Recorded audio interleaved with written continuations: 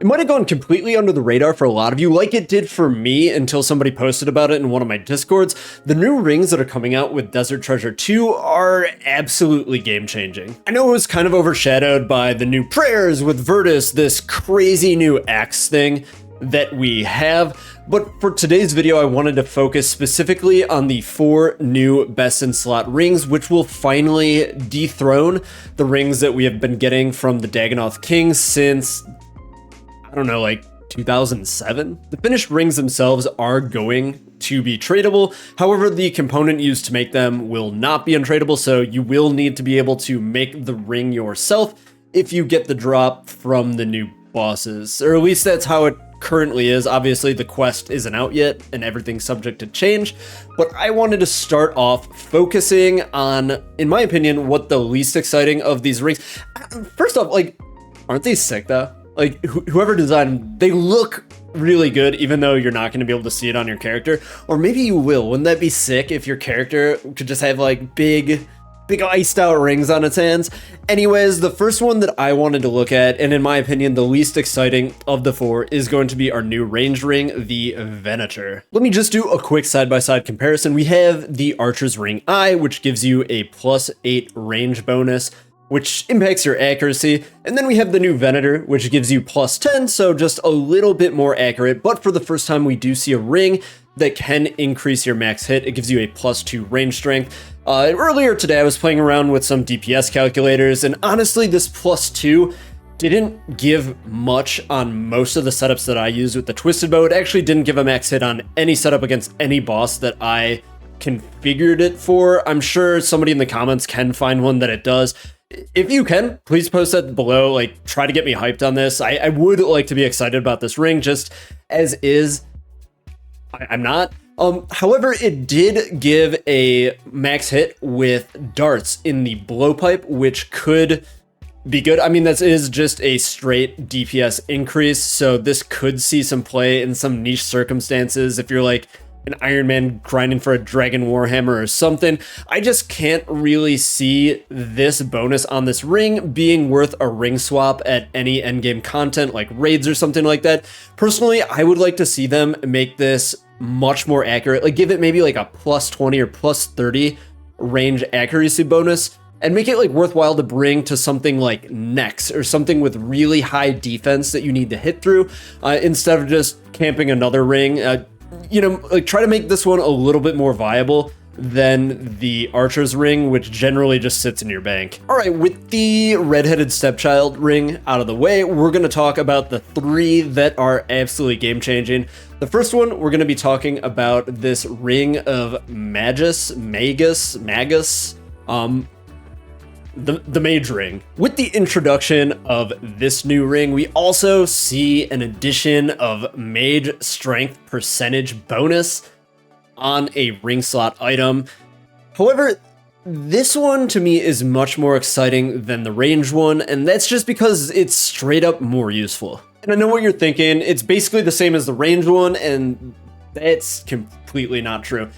2% might not seem like a lot, but it's actually massive. Take a look at this new graphic. I'm comparing it to the ancestral pieces. This ring with its bonuses is just a 4th piece of ancestral. It's just the ancestral ring. It actually makes more sense to do a ring swap than to do a helm swap if you do own this ring. Obviously, the place where we're going to see the biggest impact with this ring is going to be with the Tumakin Shadow. It's probably not all too worth bringing on raids if you don't have the Shadow, but with the Shadow, it's going to give you a 3 max hits outside of the Tombs of Masket, and up to 4 max hits while inside of the tombs. That's just a massive amount of DPS to get out of a ring slot. I think for the first time in old school RuneScape, it's going to make sense to bring a ring swap with you into raids and other content. Next up, we have the next iteration of everybody's favorite ring, the Berserker Ring. We have the Ultor, which in my opinion, it's my favorite.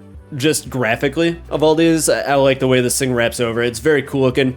And if we scroll down, this one is going to give you +12 melee strength. That's +4 over the B Ring I. This is guaranteed to give you a max hit in most setups, and I think with The Scythe on aggressive, it gives you 2 max hits, which is always welcome in instances where things have low defense. I said defense that way because I wanted to spend the rest of our time talking about the 4th and final ring, and in my opinion, the most exciting of the rings, the Bellator. The only truly disappointing thing about the new Bellator ring is its flaccid nature in the new graphic. As the Giga Chad of the new best in slot rings, it deserves to be twice as long and fully erect. Okay, so what is gonna make this ring viable when the Warrior ring was dead content? And that right there is not only the increased slash bonus, which is great, and I'll get to that in 1 second here, but it's that it also has 6 strength bonus. This means that by upgrading to this ring versus your Berserker Ring I, you are likely to not lose a max hit depending on your setup. And where would we see the biggest impact on an increase of slash bonus while maintaining our max hits? And that would be the Scythe of Iter. I do think that Jagex is going in the right direction with this ring, with the strength bonus, with the massive slash bonus. It's going to make the Scythe a much more viable option in several different places, and I do think that this ring is going to be the better ring to bring into my favorite piece of content, the Theater of Blood. Let me pull up a DPS calculator and we'll go through this, comparing both this ring and the Altar, or basically the upgraded Berserker ring, to see which one would be the better choice. All right, we have some modified max setups for the Theater of Blood here.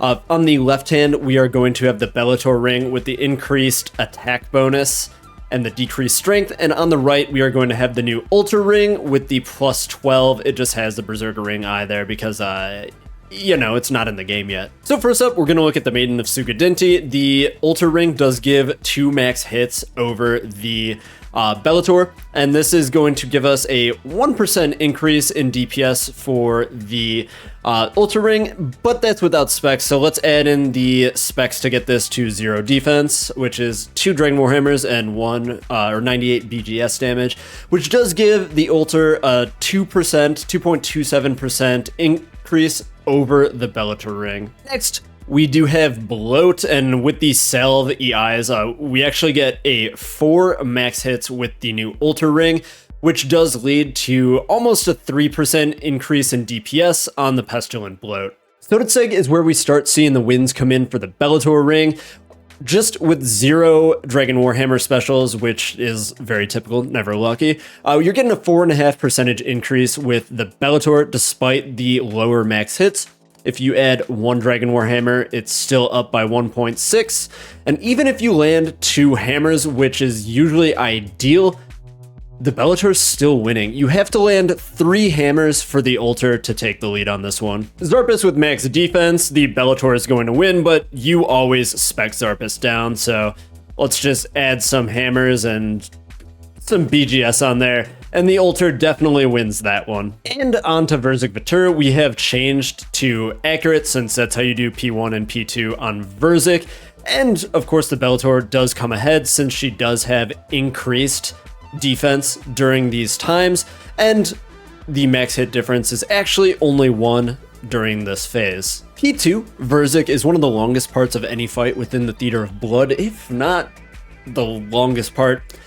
She has massive defense in this, so the Bellator ring is going to give us the largest DPS increase for this phase of 4.62. If you look at the time to kill, this is speeding up the kill by 4.5, like 4 and change entire scythe hits. And finishing up with P3, we switch back to aggressive on the scythe, and the Bellator still wins that one as well. Anyways, if you can't tell, I am super excited about these new rings. Let me know what you think. Would you rather bring the Bellator or the Altar in the top? Do you see yourself doing a ring switch potentially?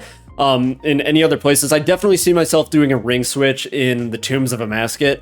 Between probably the Altar and the Magus, because you're not using slash there. But do you guys see any other instances where these would make a huge difference? Let me know down in the comment section below. Like the video, subscribe to the channel, and I will see you in the next video.